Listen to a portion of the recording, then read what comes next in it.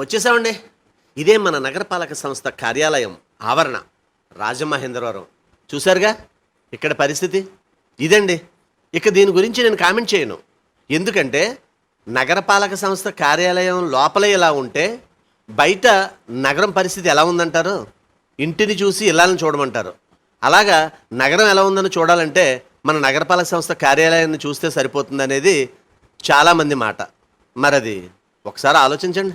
స్వచ్ఛ భారత్, స్వచ్ఛ సర్వేక్షణ్ రకరకాల అవార్డుల కోసం విపరీతంగా ప్రయత్నం చేస్తున్నారు. ముందు నగరపాలక సంస్థ కార్యాలయాన్ని శుభ్రం చేయండి బాబు.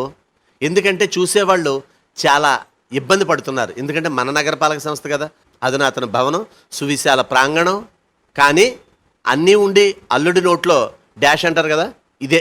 దయచేసి గమనించండి. ఒక ముఖ్య మనవి, మేం ప్రసారం చేసే నిర్లక్ష్యం కార్యక్రమం ఏ ఒక్కరిని అవమానపరచాలని గాని తక్కువ చేయాలని గాని మా ఉద్దేశం కాదు. కేవలం నగరం బాగుండాలని మా ఈ నిర్లక్ష్యం కార్యక్రమం ముఖ్య ఉద్దేశం.